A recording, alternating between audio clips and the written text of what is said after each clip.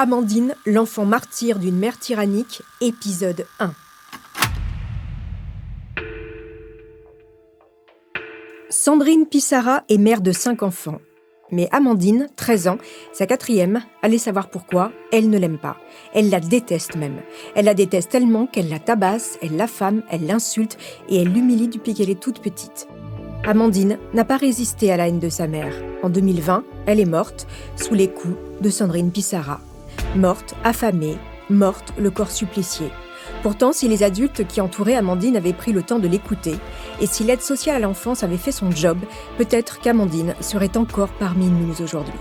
Dans le dernier épisode de cette saison, je recevrai Maître Buquet, avocat de l'association Innocence en danger, partie civile lors du procès contre la mère d'Amandine.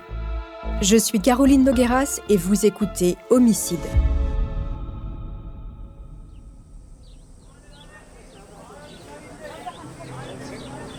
La scène se déroule dans l'Hérault, au milieu des grandes vacances, le 6 août 2020. Le soleil tape, les cigales chantent. Le village de Montblanc est situé entre Béziers et Montpellier. Ici, il fait bon vivre. Depuis la fin du confinement, 3 mois plus tôt, le pays revit et tout le monde retrouve la joie des verres en terrasse, des balades, des barbecues entre amis.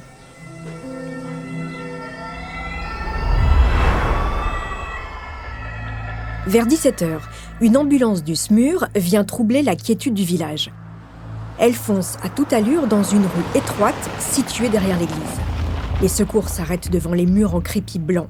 Une porte rougeâtre. C'est ici, au numéro 14. Ils ont été appelés quelques minutes plus tôt pour une urgence.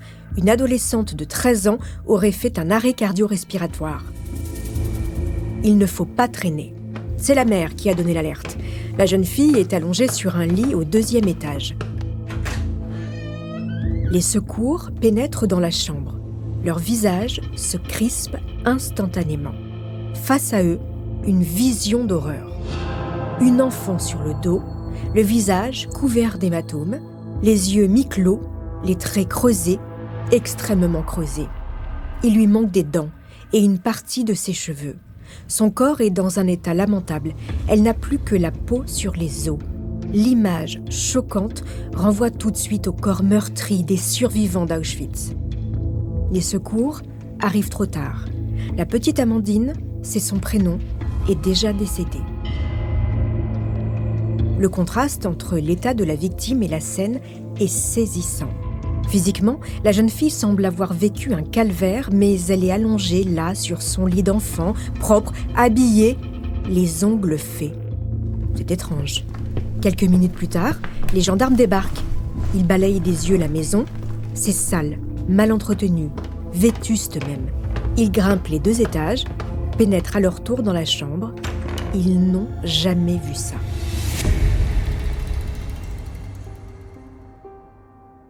Que s'est-il passé ? La mère, Sandrine, est dans tous ses états. Tendue, elle fait les 100 pas dans la chambre de sa fille. La quinquagénaire dit ne rien comprendre. Dans l'après-midi, sa fille Amandine a mangé une compote. Quelques minutes après, elle a vomi, puis elle est tombée, arrêt cardiaque. Tout est allé si vite. Le médecin appelé par le SMUR pour établir un certificat de décès n'y croit pas. On ne fait pas d'arrêt cardiaque en mangeant une compote. La jeune fille est tellement maigre, elle a des bleus, des escarres, des signes suffisamment inquiétants pour demander une autopsie. À l'Institut médico-légal, il apparaît rapidement qu'Amandine est décédée d'une mort naturelle causée par un trouble du rythme cardiaque et une septicémie, une infection du sang. À 13 ans, son cœur de jeune fille n'avait aucune raison de s'arrêter. Mais Amandine était squelettique, 1,55 m, 28 kg. C'est hallucinant. Une enfant de son âge, qui plus est en pleine croissance, devrait peser au moins 10 kilos de plus. De toute sa longue carrière, c'est une première pour le légiste. Au moment de son décès, Amandine était dans un état de dénutrition tellement avancé qu'elle a très probablement subi de graves négligences, possiblement au sein de son entourage familial. Sa famille ne l'a pas nourrie, c'est évident. Le corps de la jeune fille présente aussi des escarres infectées, signe qu'elle a été immobile pendant longtemps. L'a-t-on forcée à ne pas bouger ? Était-elle trop faible pour se mouvoir ? Amandine a aussi des lésions de grattage sur le corps et des blessures recouvertes d'une substance blanchâtre, probablement de la crème appliquée peu avant ou après sa mort. Elle manquait clairement d'hygiène et quelqu'un a dû essayer de soigner ou cacher ses plaies. En plus des blessures, l'adolescente a plusieurs dents cassées et un œil au beurre noir assez récent.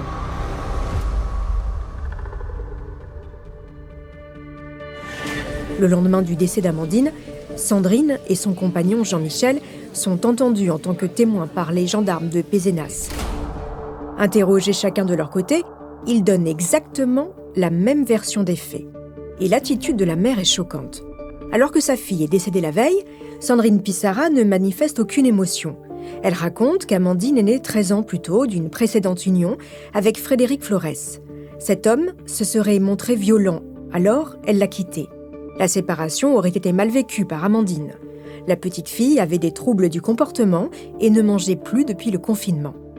Interrogée sur le déroulé de la journée du 6 août 2020, Sandrine explique avoir réveillé ses filles vers 12h30 et proposé de déjeuner. Amandine a refusé. Inquiet de la voir aussi maigre, Sandrine et Jean-Michel l'ont menacée d'appeler les pompiers. Amandine a finalement accepté de prendre une compote. Ensuite, elle s'est effondrée. Concernant les blessures retrouvées sur le corps de la petite et la non-prise en charge médicale, Sandrine n'a pas d'explication. Quant à l'extrême maigreur de sa fille, elle affirme avoir découvert son état qu'une semaine avant son décès. Amandine aurait porté des vêtements amples pour se cacher. La mère insiste. Évidemment qu'elle a voulu emmener Amandine à l'hôpital, mais sa fille colérique s'y serait fermement opposée. Imaginez à quel point les enquêteurs sont mal à l'aise vis-à-vis de cette femme froide qui ne verse pas une larme. Pire, elle charge sa fille. C'était une enfant très difficile, une menteuse et une voleuse. Elle n'a jamais réussi à la discipliner, comme si la petite Amandine avait mérité sa mort. C'est irréel. De son côté, Jean-Michel, le beau-père d'Amandine, répète quasiment mot pour mot la déclaration de sa compagne Sandrine. Amandine était compliquée. C'était une menteuse qui refusait de s'alimenter depuis 3 mois. Sur le déroulé de la journée du décès, il raconte qu'Amandine a eu du mal à respirer, qu'il lui a fait un massage cardiaque en attendant les secours. Questionné par les gendarmes sur Sandrine, Jean-Michel affirme qu'elle criait beaucoup, mais qu'elle n'a jamais fait de mal à ses enfants, ne les a jamais frappés ni privés de nourriture. Et à propos de l'état d'anorexie avancé d'Amandine, il dit s'en être aperçu seulement 3 jours avant le décès. Amandine a toujours été fine, alors il ne s'est pas particulièrement inquiété.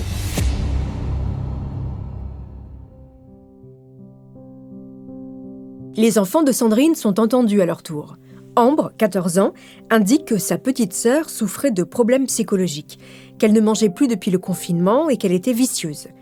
Elle ajoute qu'Amandine n'était pas proche de leur mère depuis la séparation de leurs parents. Vient ensuite le témoignage d'Ethan, 10 ans, le plus jeune de la fratrie. Comme les autres, il dresse un portrait négatif d'Amandine. Sa grande sœur se tapait la tête contre les murs et se faisait volontairement du mal pour accuser sa mère. Les autres enfants de Sandrine, issus d'une précédente union, sont eux aussi convoqués par la gendarmerie comme témoins. Cassandra, 25 ans, ne vit plus avec sa mère depuis sa majorité. Elle raconte ne rendre visite à ses frères et sœurs que 2 fois par mois. Concernant Amandine, elle aurait été obsédée par son poids. Sa petite sœur était une enfant pleine de vie, mais très souvent punie, à cause de ses nombreuses bêtises. D'après Cassandra, Amandine et Sandrine n'étaient pas en bons termes. Enfin, elle décrit Sandrine comme une mère stricte, mais investie. Rien à tirer donc du côté de la famille, unie derrière la même version des faits.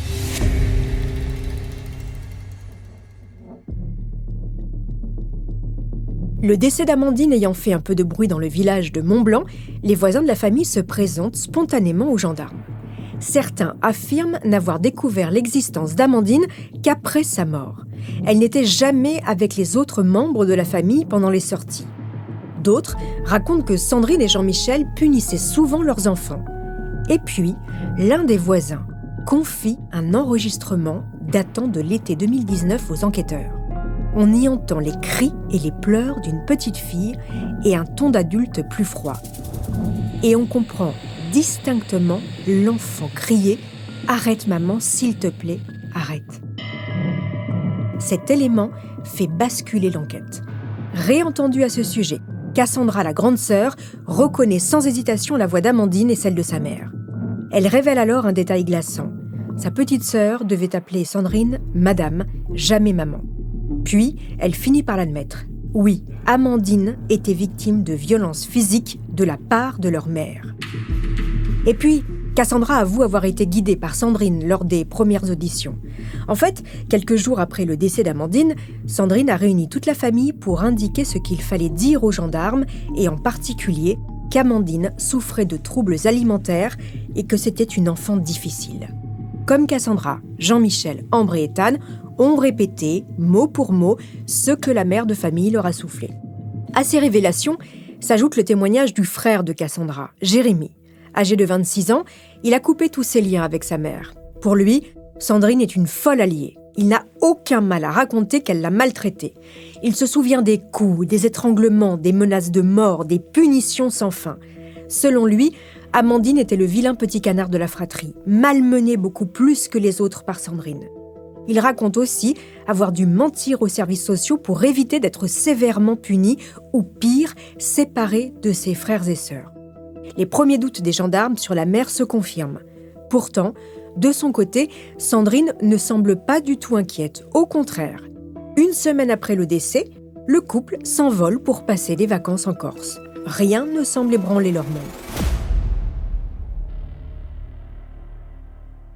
6 mois après la mort d'Amandine, Sandrine est de nouveau interrogée. Elle affirme qu'elle aimait Amandine. Elle ne comprend toujours pas ce qui a pu se passer. Et elle soutient que cette mort l'affecte, au point qu'elle vit un véritable cauchemar depuis le décès. Un cauchemar sans larmes qu'elle a tout de même vite apaisé sous le soleil corse. Et puis, sous la pression, elle finit par concéder sa part de responsabilité, mais entraîne son compagnon et sa fille Cassandra dans sa chute. Après tout, eux aussi connaissent les violences, et ils n'ont rien fait.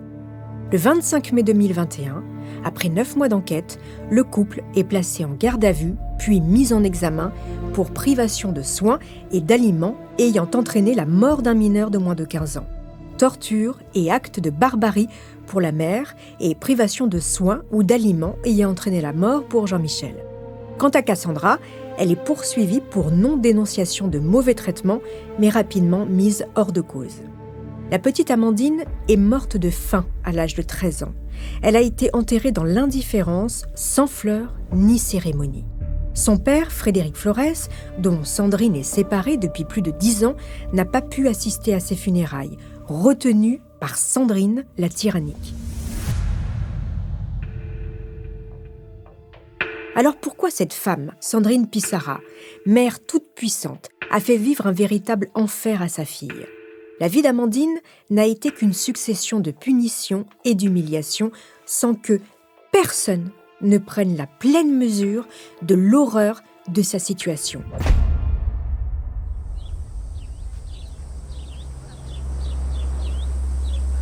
Dans le village de Mont-Blanc, on ne comprend pas.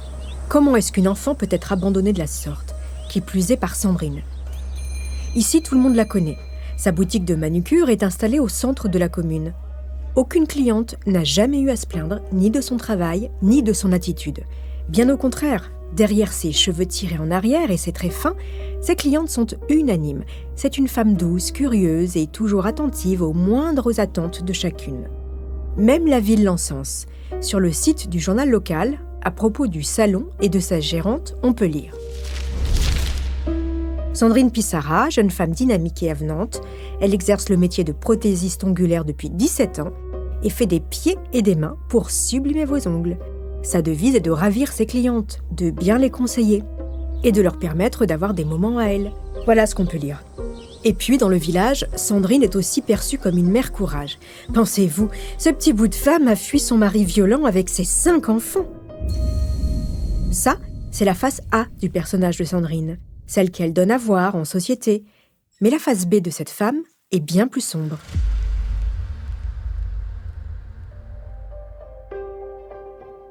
Sandrine Pissarra est née dans les Yvelines en 1970. De sa famille, on ne sait rien. A-t-elle des frères et sœurs, des parents aimants ou au contraire a-t-elle eu une enfance douloureuse ? L'enfance de Sandrine reste un mystère. En fait, elle n'a pas eu 5, mais 8 enfants, avec 3 pères différents. Elle rencontre son premier mari, Antonio, au Portugal à la fin des années 80. Face aux gendarmes, la mère Courage oublie de mentionner ses 3 premiers enfants et ne parvient même plus à se rappeler de leur date de naissance. Pourtant, Le couple a bien eu 3 filles, Cindy en 89, Vanessa 1 an plus tard et Samantha en 92. La petite dernière est décédée 3 mois plus tard de la mort subite du nourrisson. Contacté par la gendarmerie, Antonio décrit son ex-compagne comme une femme manipulatrice, violente et menteuse. C'est une mère distante, profondément détachée, sans aucun instinct maternel. Il montre des photos de ses filles enfants, elles ont des bleus sur tout le corps. C'est aussi une femme cupide, elle vole de l'argent, détourne le loyer, falsifie des chèques en son nom. Et puis, Sandrine est volage, et un jour, après une énième dispute, elle quitte le foyer. Antonio demande le divorce et retourne au Portugal avec Cindy et Vanessa. Sandrine ne les a jamais revues.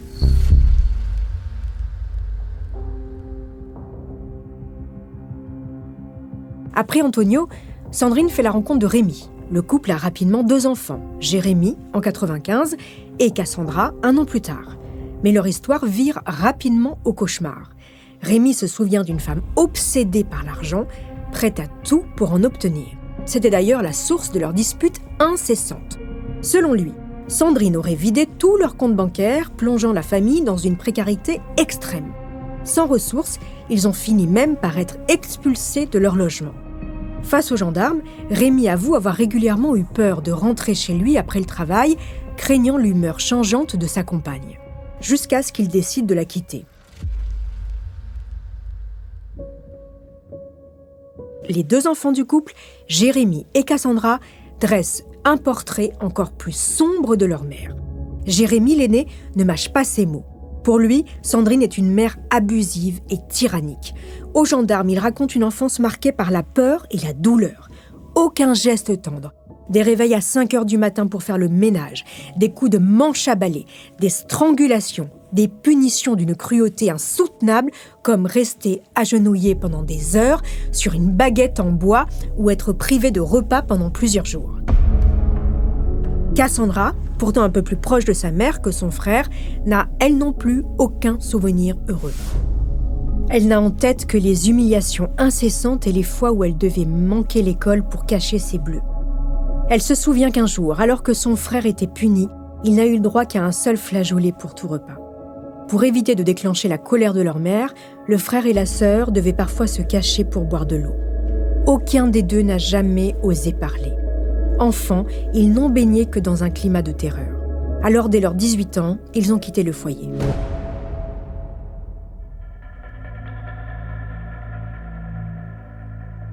Puis, Sandrine a rencontré Frédéric Flores en 2003. Nouvelle romance, nouveaux enfants.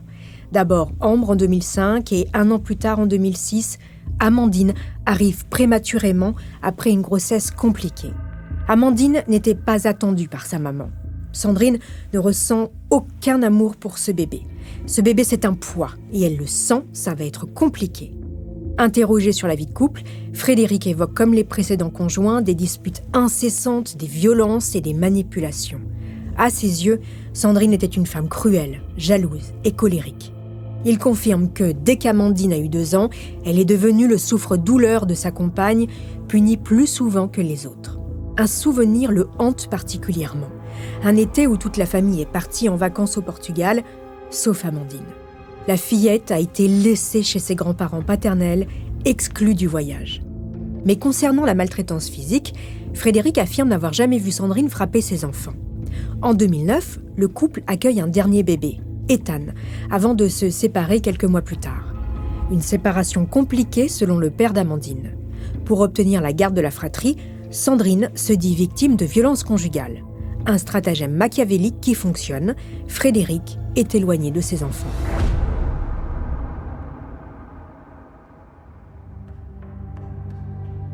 En 2016, Sandrine rencontre Jean-Michel. 2 ans plus tard, ils s'installent ensemble à Mont-Blanc dans la maison de Jean-Michel, avec les 3 derniers enfants de Sandrine. Ambre, Amandine et Ethan. Elle ouvre ici son onglerie et lui gère un centre de contrôle technique. Jean-Michel est un homme gentil, discret, mais influençable. À la maison, c'est Sandrine qui dicte les règles. Lui se contente de suivre. En 2017, il essaye de la quitter. Il n'approuve pas du tout ses méthodes d'éducation brutale. Mais il se ravise. Il craint que Sandrine se retrouve à la rue avec ses enfants. Alors il reste. Et pour éviter tout conflit, il finit par tout accepter. Il ne dit rien quand Sandrine punit ses enfants. Il ne dit rien quand Amandine reste enfermée plusieurs heures dans le KGB. Il ne dit rien non plus quand il assiste aux humiliations et aux coups. Après tout, il est accaparé par son travail, et puis ce ne sont pas ses enfants. Dans cette affaire, Jean-Michel est co-accusé. Il a tout vu et il n'a rien fait. Sous l'emprise de Sandrine, il s'est tu et il a détourné le regard. Pourtant, ses proches décrivent un homme calme, apprécié de tous. Lui-même semble perdu. Il ne comprend pas, il ne réalise pas, il ne s'est jamais inquiété pour Amandine. Il l'a toujours connue maigre.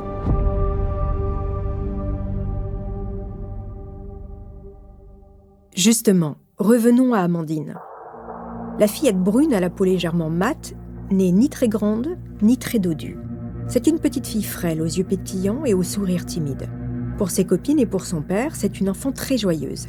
Mais c'est aussi une fillette qui vole les goûters de ses camarades dans la cour et fouille dans les poubelles de l'école pour trouver à manger. Des faits qui inquiètent évidemment le personnel enseignant. Les premiers signaux d'alerte apparaissent dès la maternelle. Un jour, sa maîtresse aperçoit des bleus sur son corps et soupçonne des violences familiales. Elle signale les faits, un juge est saisi. Mais l'affaire est classée sans suite. 2 ans plus tard, en 2014, nouvelle alerte. Cette fois, c'est sa maîtresse de CE1 qui remarque des marques sur ses genoux. Lorsqu'elle l'interroge, Amandine répond « C'est maman qui m'a mise à genoux sur une barre de fer ». Un nouveau signalement est fait, mais encore une fois, il est classé sans suite. La même année, l'inquiétude grandit. L'école signale au juge des enfants qu'Amandine fouille dans les poubelles pour se nourrir. Mais rien ne bouge. Le juge estime que la fillette n'est pas en danger dans son foyer. En 2018, nouvelle tentative d'alerte. L'infirmière du collège remarque des traces suspectes sur son corps. La CPE aussi a des doutes. Plusieurs amis d'Amandine lui confient qu'elle est maltraitée par sa mère. Inquiète, elle convoque Sandrine. Mais aucune mesure n'est prise. L'assistante sociale du collège partage ses préoccupations. Amandine vole des repas. Et dès qu'on l'interroge sur sa situation familiale, elle panique. Malgré ces multiples signaux d'alerte, personne n'intervient. Pourtant, Amandine n'a jamais été en sécurité chez elle. Pourquoi personne n'a rien dit ? Ses frères, ses sœurs, son père, Jean-Michel. Parce que tout le monde redoutait Sandrine. Parce que chacun savait de quoi elle était capable. Pendant le procès, Cassandra racontera à la barre. Si l'un d'entre nous parlait, nous ne serions pas placés tout de suite. Et donc ma mère s'en prendrait à nous. On a vu après le premier signalement que ça ne marchait pas. On attendait d'avoir 18 ans pour partir, en espérant que ceux qui sont encore là survivent.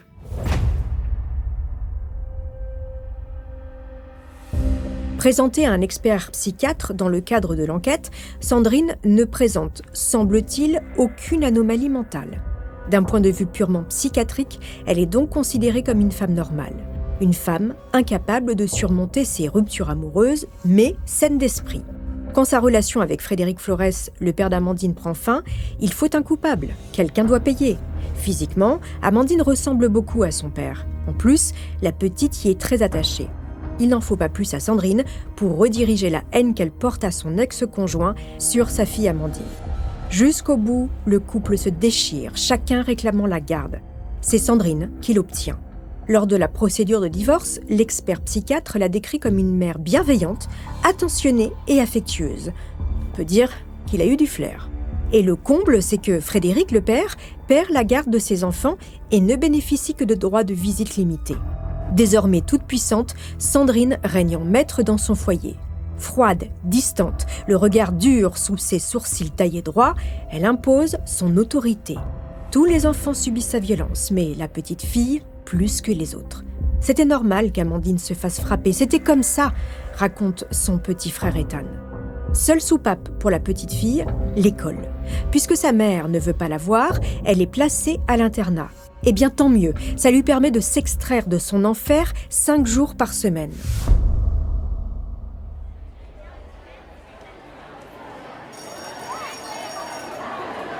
À l'école, Amandine est une petite fille drôle et appliquée. Elle rêve de devenir infirmière.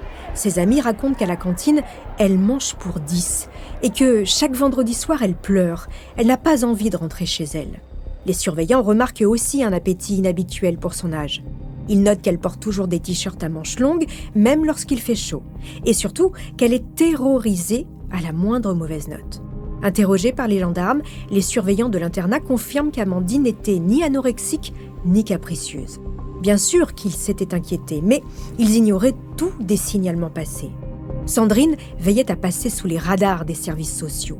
Tous les ans, elle changeait sa fille d'établissement et de département. La 6e dans les Pyrénées-Orientales, la 5e dans l'Hérault et la 4e dans l'Aude. Et à chaque déplacement, son dossier ne suit pas la collégienne. Amandine se confie quelquefois à ses copines. Elle leur raconte que chez elle, elle est parfois privée de nourriture, qu'elle doit faire le ménage, que sa mère la change sans cesse d'école. Elle ne veut pas que je sois heureuse, dit-elle. À plusieurs reprises, elle leur dit qu'elle était bien mieux à l'internat qu'à la maison.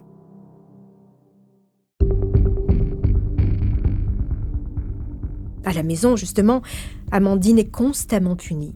La plupart du temps, sans raison.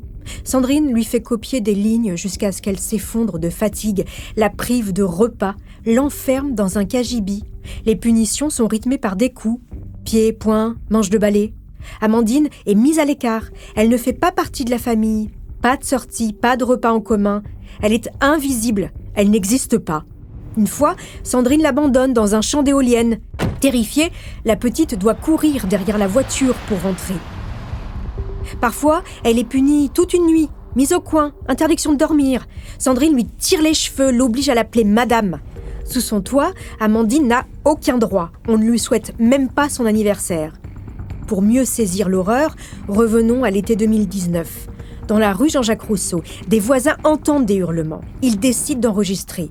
À l'intérieur, Sandrine crie. Elle accuse Amandine d'avoir volé une tirelire. La petite sanglote. Elle jure qu'elle n'a rien fait. Une gifle, des pleurs, des insultes, des menaces. Les coups pleuvent pendant de longues minutes. C'est ça le quotidien d'Amandine. Parce qu'elle a le malheur de ressembler à son père. Sa mère la brise à petit feu. Et puis, vient le confinement.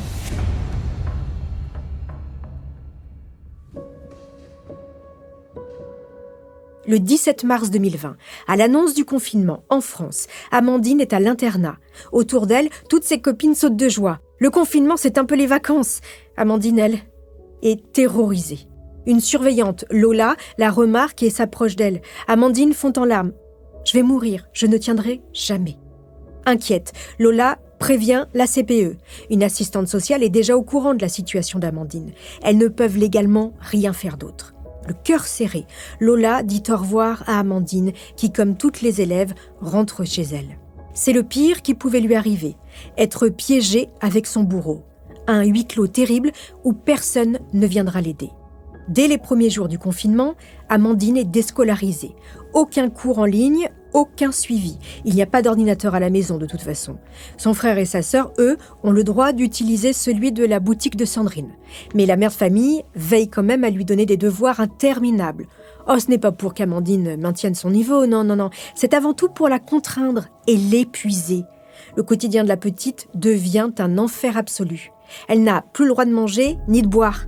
De peur qu'Amandine vole de la nourriture en la cachant dans ses poches, Sandrine l'oblige à rester nue. Et parce qu'elle ne supporte plus de la voir, elle l'enferme dans le cagibi. 6 mètres carrés, sans lumière. La porte est fermée à double tour. Elle ne peut en sortir que pour faire le ménage, nue de préférence. Et pire encore, Sandrine demande à son compagnon Jean-Michel d'installer des caméras dans le débarras. Amandine est surveillée 24 heures sur 24. Pourquoi ? On ne sait pas. Observée, sans aucun vêtement et sans échappatoire. Parfois, son frère Ethan monte la garde, chargé de la dénoncer au moindre faux pas.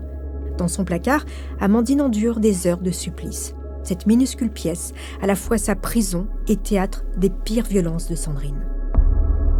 À genoux sur une barre en fer, à enchaîner des lignes jusqu'à l'épuisement.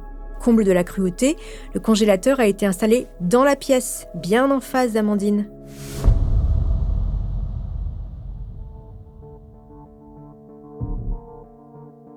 À la fin du confinement, le 11 mai 2020, Amandine ne retourne pas au collège. Elle ne sort pas non plus dans les rues profiter de la liberté retrouvée. Non, Amandine reste enfermée dans son placard. Sandrine la surveille en permanence sur sa tablette. Pendant qu'elle est tranquillement en train de tricoter dans le salon, la mère jette des coups d'œil sur sa petite victime nue et maigre. De temps en temps, elle va la voir dans son placard pour faire tourner une machine. Sandrine ne peut ignorer l'état de sa fille qui se dégrade de jour en jour, mais elle ne fait rien. Amandine est si faible qu'elle peut à peine bouger. Au début du mois d'août 2020, Jean-Michel se promène avec Ethan et Ambre près du lac. Il jette un coup d'œil sur son téléphone pour regarder la vidéosurveillance d'Amandine. L'adolescente, à bout de force, tombe de son tabouret. En rentrant, Jean-Michel vérifie qu'Amandine est encore consciente, mais il n'appelle pas les secours. La petite meurt 3 jours plus tard.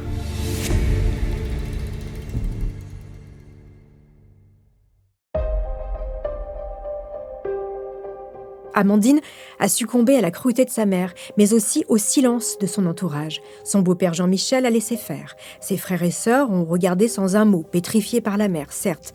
Son père, Frédéric, n'a pas protégé sa fille. Privé d'Amandine, il ne la voyait plus. Pourtant, 2 mois avant sa mort, Amandine l'avait appelé à l'aide. « Papa, tu me manques, j'ai vraiment hâte de te voir. » Mais il n'a pas bougé. Personne n'a osé s'opposer à Sandrine. Trop peur des représailles, trop peur sans doute que la haine se retourne contre eux. Non, personne n'a essayé de sauver cet enfant de 13 ans, abandonné à son sort. Comment une mère peut-elle faire ça ? Devant les gendarmes, malgré les preuves, notamment des captures d'écran de la vidéosurveillance, Sandrine nie tout en bloc. Non, elle n'a jamais enfermé sa fille dans le cagibi. Amandine y allait toute seule. Non, elle ne privait pas sa fille de nourriture. Amandine ne voulait pas manger. Quant à Jean-Michel, il n'a aucune explication à donner. Il est complètement dépassé. Côté expertise, le profil de Sandrine se précise. Si elle ne souffre d'aucun trouble psychiatrique avéré, son narcissisme est pathologique.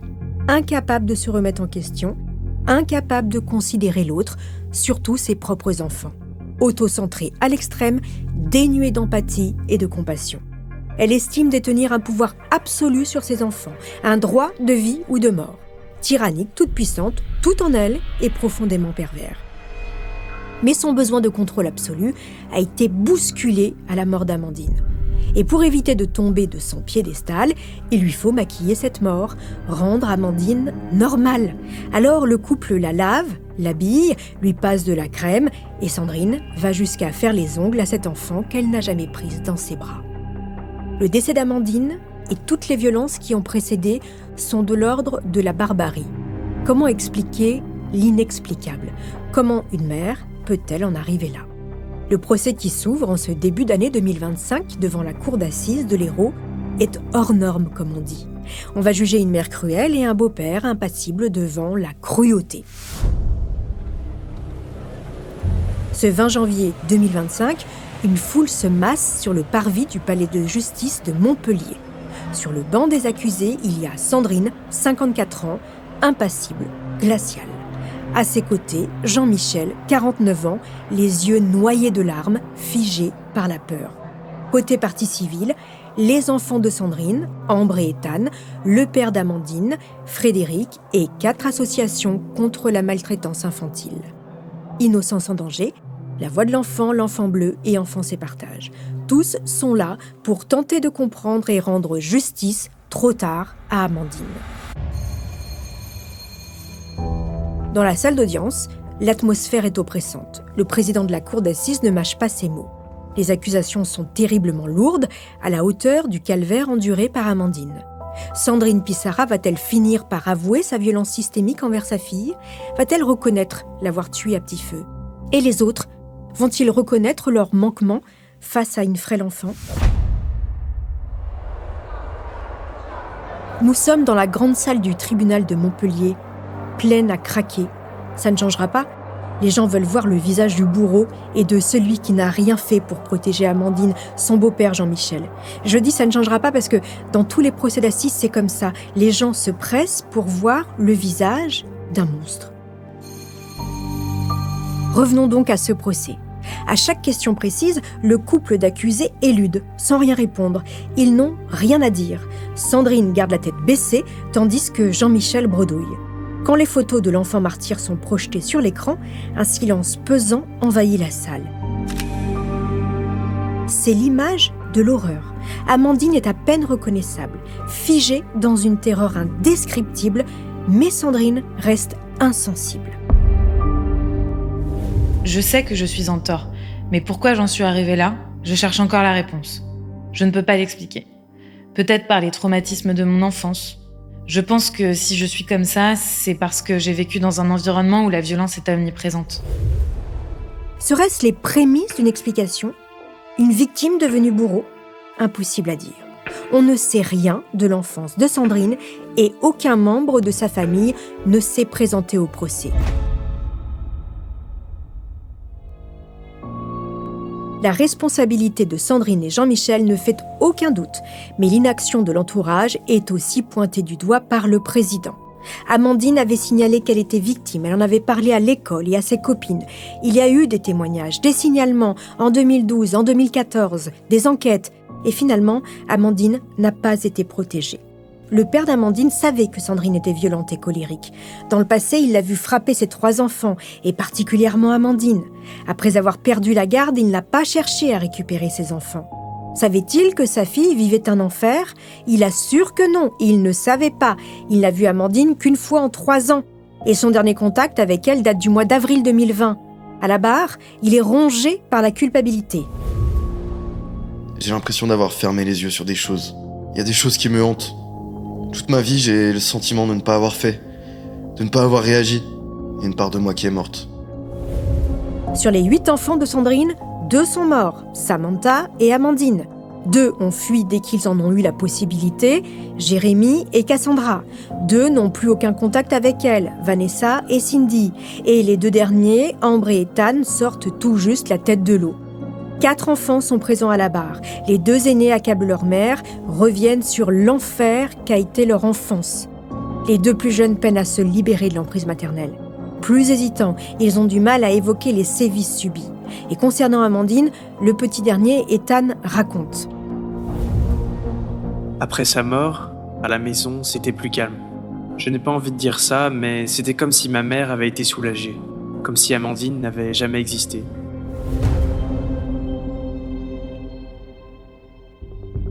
Sandrine concède qu'elle a pu se montrer violente avec Amandine. Oui, elle a pu la gifler, mais non, elle ne l'a jamais humiliée, ni enfermée, ni affamée, ni torturée. Et puis, vient l'enregistrement des voisins. Il est diffusé dans la salle. 5 longues minutes de cris et de coups. Sandrine est coincée. J'ai honte, je suis un monstre, mais jamais je n'ai voulu la mort d'Amandine. Bien sûr que ça m'a fait énormément de mal quand je l'ai perdue. Enfin, après 4 ans de procédure judiciaire, une larme coule et Sandrine reconnaît les faits pour la première fois. Son co-accusé Jean-Michel acquiesce et avoue à son tour sa part de responsabilité. Les débats sont clos, la mère de famille s'excuse auprès de ses enfants. Jean-Michel, toujours aussi effacé, reste dans le silence. La cour se retire pour délibérer. 2 heures plus tard, le verdict tombe. Sandrine Pissarra est condamnée à la réclusion criminelle à perpétuité, assortie de 20 ans de sûreté. Jean-Michel, lui, prend 20 ans de prison pour privation de soins et d'aliments.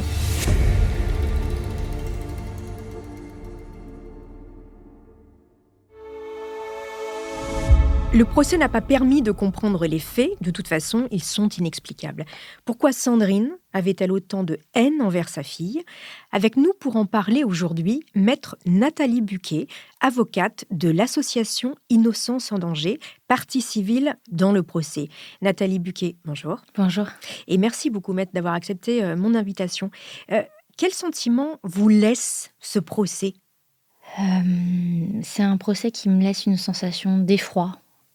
D'effroi parce que nous avons vu les images de cette adolescente, le corps de cette adolescente dans une extrême maigreur, avec des dents cassées, des cheveux parsemés. Vraiment, c'est une vision d'horreur. Voilà, je cherchais mon terme, vraiment une vision d'horreur et beaucoup aussi d'incompréhension de se dire que en fait, c'était une enfant qui depuis presque une dizaine d'années finalement lancé des signaux d'alerte et que personne n'a vu ou voulu voir ou n'a pas compris. Du coup, vraiment un sentiment de grande tristesse de se dire que cet ado, cet enfant, pendant des années a essayé. Je pense que c'est l'une des seules enfants d'ailleurs qui s'était opposée à sa mère. Elle avait du caractère, elle était courageuse, elle a essayé de faire beaucoup de choses et elle n'a pas été entendue. Malgré tous les signalements, malgré la saisine de la justice, voilà, elle est passée sous les radars alors que elle était, cette famille était finalement suivie depuis une dizaine d'années. Alors justement, on va parler plus en détail des défaillances du système. Moi, j'aimerais d'abord revenir sur cette Sandrine Pissarra, essayer de comprendre sa personnalité. Qu'est-ce qui fait qu'elle a une telle perversité et une telle haine envers sa fille? Est-ce que c'est vraiment la cristallisation du père qu'elle n'aime plus? Pourquoi celle-là et pas une autre? Alors, c'est ce qui avait été relevé par les experts, c'est vraiment qu'elle aurait déporté effectivement sa déception, cette rancœur, cette amertume, cette colère sur cet enfant qui ressemblait tant à son père. Mais vous avez un expert psychiatre aussi qui vient établir qu'il y avait une faille narcissique extrêmement profonde, une absence d'empathie, une absence totale de pouvoir se mettre à la place de l'autre, de rabaisser continuellement. Donc évidemment, Amandine, c'est celle qui a subi les faits les plus graves, mais finalement, elle s'en est pris à tous ses enfants. Je pense que tous ces enfants ont subi de la violence, même ceux dont le père est parti très rapidement, il me semble, en Espagne. Au Portugal. Voilà, au Portugal, pardon. Et donc, en fait, on a une femme qui a été violente toute sa vie, qui, je pense, a reporté ses failles psycho-affectives sur ses enfants jusqu'à aller à son paroxysme avec Amandine. Et vous dites des failles psycho-affectives, on ne sait pas grand-chose de son passé. C'est ce qu'elle en raconte. Mais alors, effectivement, c'est ce qu'elle en raconte. Après, l'expert met ça en relation de se dire que voilà, elle avait une sœur qui était préférée, que dès lors, ça aurait pu développer une jalousie exacerbée. À l'audience, elle nous a parlé de faits de violence. Pour autant, ça n'a été étayé par absolument aucun élément objectif du dossier. Donc, c'est compliqué de savoir vraiment. C'est comme on a beaucoup parlé des aveux de Madame Pissarra. Je crois que Madame Pissarra, elle a surtout été mise au pied du mur à un moment où on a eu franchement la diffusion de cet enregistrement qui a glacé la cour d'assises. Quand la petite pleure. Ah oui, c'est vraiment, moi pour le coup j'en ai discuté même avec beaucoup de journalistes qui étaient présents, qui ont fait un certain nombre de dossiers, notamment le dossier Madan, et qui ont dit c'est l'un des pires procès qu'on a fait parce que c'était 4 jours d'horreur et on allait de plus en plus dans l'horreur.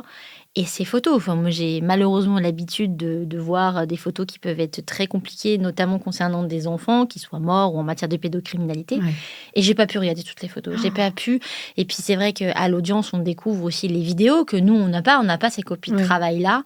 Et quand on voit ce corps complètement décharné, avec, on a l'impression que c'est une marionnette désarticulée qui s'écroule. Enfin, c'est vraiment, je pense que même moi, en tant qu'avocat, il y a une espèce de mécanisme de défense qui se met en place pour vraiment essayer de mettre de côté ces photos sans évidemment oublier Amandine et puis surtout alerter ensuite pour qu'il n'y ait plus de petite Amandine. C'est ce qu'on dit à chaque fois. Voilà, exactement, c'est ce que j'allais vous dire. Après, et en fait, c'est ce que j'expliquais à bon nombre de vos collègues, c'est que finalement, dans 100% de ces affaires, on avait des signaux. Et c'est d'ailleurs la raison pour laquelle les associations de protection de l'enfance sont là. C'est parce qu'il y avait des signaux et qu'on considère que si tout avait été fait, on aurait pu éviter. Parce que sinon, on ne peut évidemment pas se constituer dans toutes les affaires. Alors justement, vous parlez des signaux. En effet, il y en a eu nombreux. Il y a eu des signalements qui ont été faits. Et puis, il y a Amandine qui dit, juste avant le Covid, je t'en supplie, elle parle à l'une des personnes qui est dans l'école avec elle, une surveillante, et qui lui dit « Je vais mourir ». Elle l'annonce. Comment se fait-il, une fois de plus, j'ai l'impression qu'on raconte toujours les mêmes histoires, c'est horrible, que l'histoire se répète, mais comment fait-il que là encore, malgré tous les signaux d'alerte, la maigreur de cette gamine, le fait qu'elle piquait les goûters, qu'elle allait piquer dans les poubelles, qu'elle était mal dans sa peau, ça se voyait, comment se fait-il qu'aucun adulte ne lui ait tendu la main ou ne l'ait écouté ? Alors, c'est un peu plus particulier dans le dossier d'Amandine parce que vous avez pour le coup l'éducation nationale qui à plusieurs reprises a fait remonter des informations. Alors, l'éducation nationale s'est un peu enfermée dans un espèce de système hiérarchique où vous avez le personnel enseignant en contact direct avec les enfants. Ensuite, ils font remonter une information à l'académie et l'académie, en fonction de ce qu'on lui présente, transmet ou pas à l'autorité judiciaire. C'est seulement au moment où on transfère à l'autorité judiciaire qu'on parle de signalement à proprement parler. Dans le cas d'Amandine, là, il y a eu plusieurs signalements du coup qui ont saisi la justice et il y a eu à chaque fois des enquêtes qui ont été faites pour des mesures d'évaluation. dont une qui préconisait l'ouverture d'une assistance éducative. Et donc, la grande interrogation de ce dossier, c'est de savoir pourquoi ce magistrat, le même, alors, parce que ça, c'est extrême, pour moi en tout cas, c'est extrêmement important, le même magistrat a 3 fois une procédure concernant cet enfant. La 3e fois, à la suite d'une procédure pénale qui a été classée par le parquet, sur un motif complètement inopérant. Et on se dit, bon, 1 fois, bon, 2 fois, à 3 fois, on ne comprend pas qu'on n'aille pas vérifier.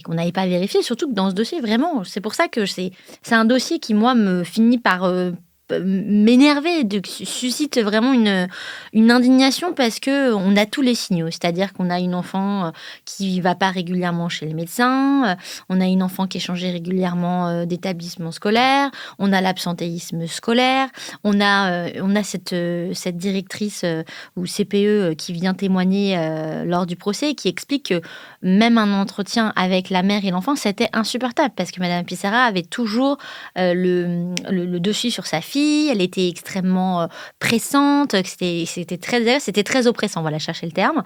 Alors on peut imaginer que si déjà un adulte qui n'est pas concerné se sent à ce point oppressé et qu'elle n'a qu'une envie, c'est que ça s'arrête, on peut imaginer le calvaire qu'a subi Amandine, jusqu'à ce que même les frères et sœurs se mettent en retrait de peur aussi de subir le même traitement. Enfin, c'est vraiment... Et on se dit qu'il y a plusieurs professionnels qui sont passés dans cette famille.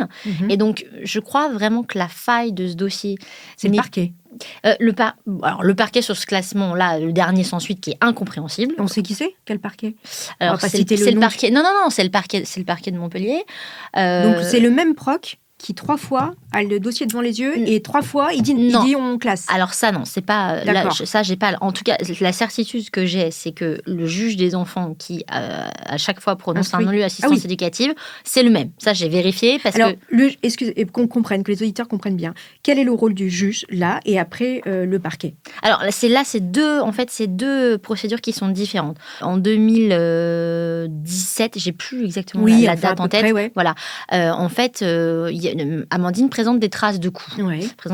Notamment au niveau du genou. Donc, un signalement est effectué, une procédure est lancée, les enfants sont placés chez le père, madame est entendue. On a un certificat médical du légiste qui vient établir que ça résulterait de coups parce que Amandine vient ensuite indiquer que ces marques proviendraient du fait qu'elle ait joué trop longtemps au sol. Sauf que le médecin légiste vient établit que cette version-là n'est absolument pas compatible avec les blessures qui sont constatées.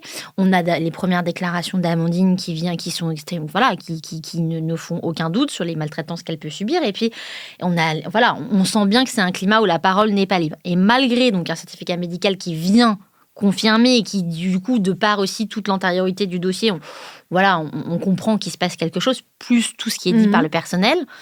On a un parquet qui classe sans suite, en disant que l'enfant est revenu sur sa déclaration. On a quelque chose qui est assez... qui glace le sang aussi. Moi, je l'ai indiqué au père à l'audience, même si ça n'enlève pas la peine qu'il a, bien sûr. Mais aujourd'hui, on vient de dire, il aurait aimé que sa fille lui parle, etc. Mais lui-même, dans cette procédure, dit qu'il ne la croit pas. Il ne la croit pas. C'est pour ça que moi, je vous dis, Amandine, pour moi, c'est une petite guerrière. C'est une petite guerrière parce que elle a essayé de parler, quoi. Je veux dire, depuis l'âge de ses 3 ans, on dit que la mère a un rapport pathologique avec sa fille. Tous les personnel éducatif qui a eu affaire à Madame Pissarra vient dire qu'il n'avait jamais entendu de mots aussi durs à l'encontre d'une petite fille. Donc vraiment, quand on met tout à bout, on ne comprend pas qu'un juge, au bout de 3 fois, se dise pas on va vérifier. Donc juge, là vous parlez du juge. Juge des enfants, qui à chaque fois prononce un non-lieu assistance éducative, alors même qu'une fois, et les services sociaux qui ont fait une évaluation ont préconisé l'ouverture d'une assistance éducative. D'accord, donc là, pour le coup, c'est pas les services sociaux, parce qu'on entend souvent, c'est l'aide sociale à l'enfance qui n'a pas fait le job.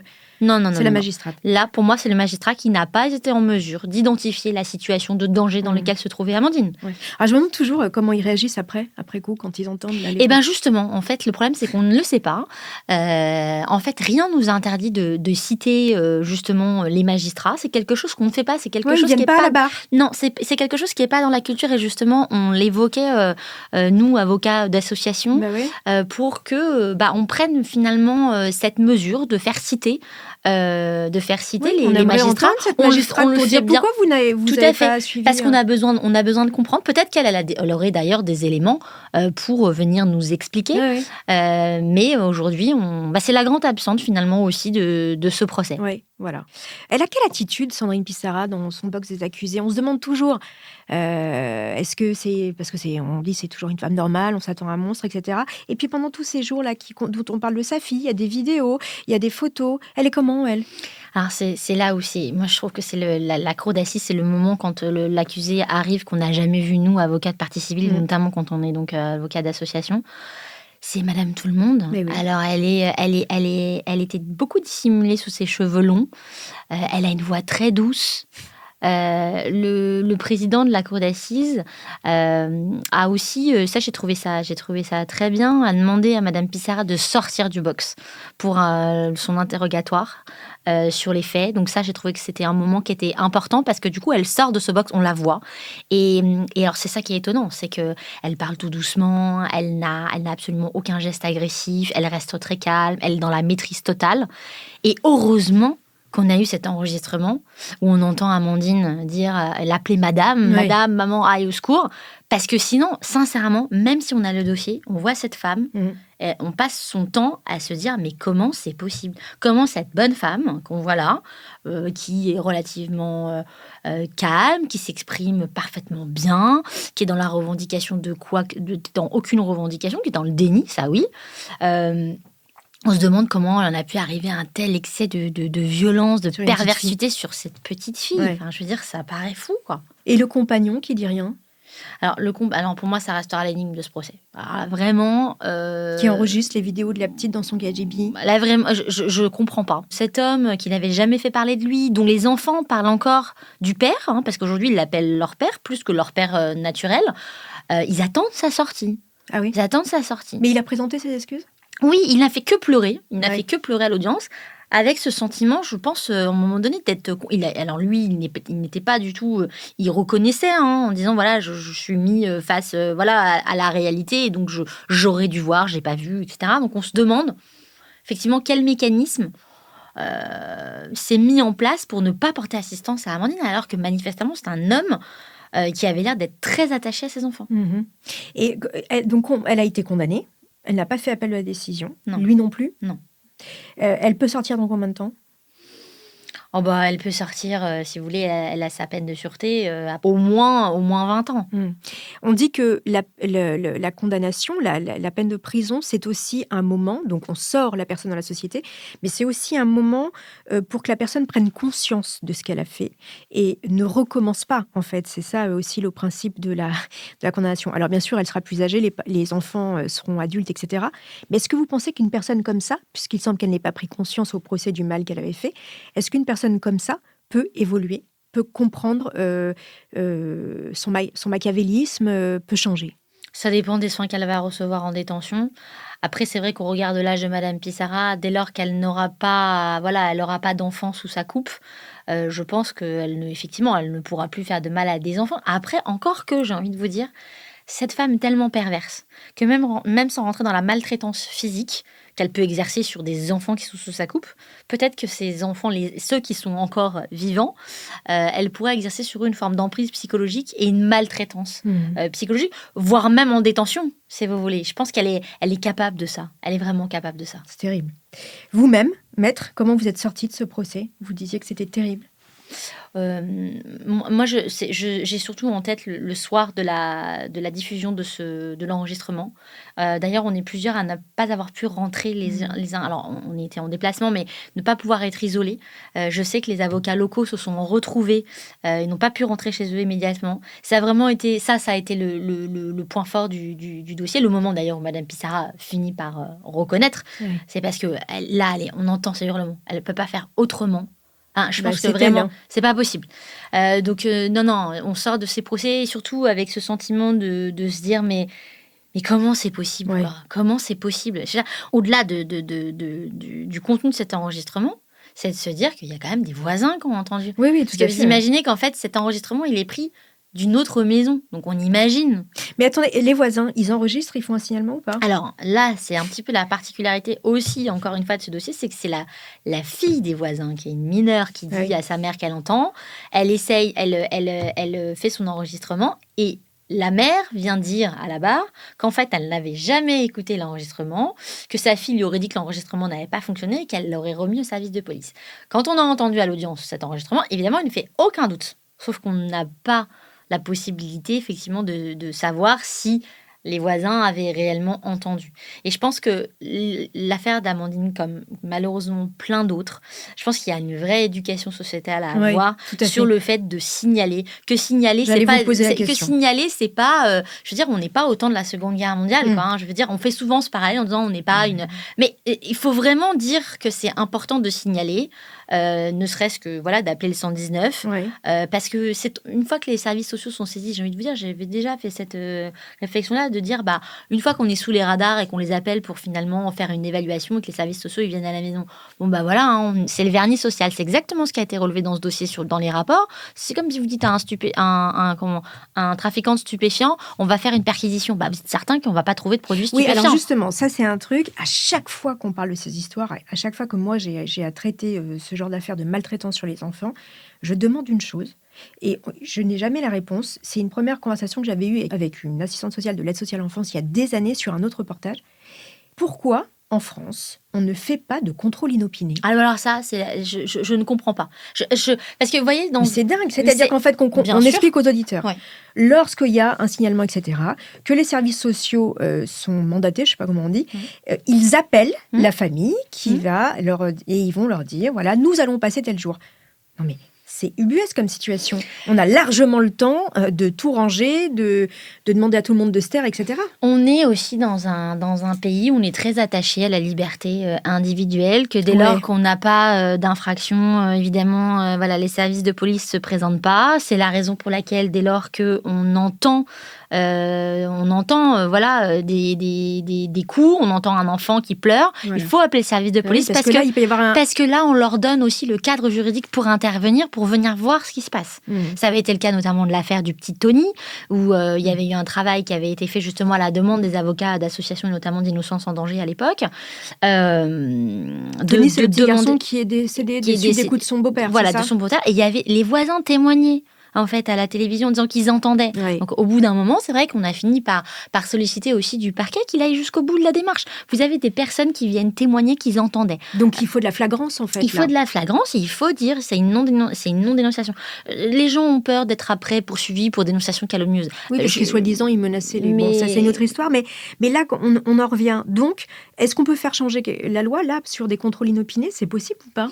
Ou ça va jamais changer? Je pense Est-ce que vous, Innocence en danger, vous battez pour ça? Vous essayez de faire bouger les lignes ou pas? On essaie de comprendre, on essaie surtout qu'il soit mis en place vraiment des convergences de signaux, d'alerte pour que dès lors qu'on ait plusieurs signaux, on puisse saisir automatiquement la justice, mais surtout que les signalements soient traités de manière plus rapide. On a aussi pas mal milité pour qu'on ait une plateforme qui vient aussi peut-être recenser des signalements qui seraient faits. Oui, mais si vous voulez, moi je disais, c'est toujours les mêmes choses. Donc à un moment donné, les gens parfois considèrent qu'ils n'ont pas assez d'éléments. Mais si ne serait-ce qu'il y avait comme Pharos où on vient signaler, là peut-être que les copines d'Amandine, sans pouvoir aller jusqu'au bout, c'est-à-dire de pousser la porte d'un commissariat, on peut remplir un formulaire, on envoie. Et à un moment donné, aujourd'hui, l'intelligence artificielle peut nous servir à certaines choses, peut-être à ça aussi. C'est-à-dire que si vous avez plusieurs personnes qui donnent l'identité d'un enfant, qui évoquent une situation qui peut-être n'apparaît pas comme ça tout de suite comme un danger immédiat, mais qui interroge. Vous imaginez si toutes les personnes qui s'étaient interrogées pour Amandine, on fait ressortir l'absentéisme scolaire, on fait ressortir l'absence de suivi médical. Bon, tout ça, à un moment donné, il y a une alerte qui se fait. Et là, peut-être qu'on pourrait, du coup, avoir effectivement des contrôles, pouvoir s'assurer de ce qui se passe et entendre ces enfants. Donc, il faut simplifier, il faudrait une plateforme unique. Il y a le 118, mais il faut quelque chose de plus... Je pense que les gens, il faut vraiment qu'ils prennent conscience que lorsqu'on entend un enfant crier... On y va, on appelle. On appelle. Et puis, c'est pas grave si c'est juste un enfant qui, peut-être pleure pour une autre raison qui serait liée à de la maltraitance. Mais en fait, très souvent, les éléments qui sont rapportés ensuite doute, ne laisse aucun doute. Enfin, l'enregistrement Bon, qu'on on a eu appelle. pour Amandine, on appelle. On appelle, voilà. C'est ce qu'on dit à chaque fois quand on traite dans homicide de ces sujets. On dit appelez. Et puis surtout, le appelez. personnel Et enseignant. au pire, il va rien vous arriver. J'ai un chiffre qui est horrible. Vous allez me dire si c'est le même chiffre. Au moins un enfant meurt tous les 5 jours sous les coups de ses parents ou de son entourage. Ouais. Alors ça, c'est dingue. C'est des chiffres qui sont... On est en 2025, c'est un truc de dingue. Alors, c'est assez dingue et c'est surtout que 2 mois avant, j'avais fait le procès du petit Ethan. Et donc, à chaque procès, je reprends ces chiffres parce qu'à chaque fois, je me dis toujours, c'est pas possible. C'est pas ces chiffres-là. Il faut que je vérifie.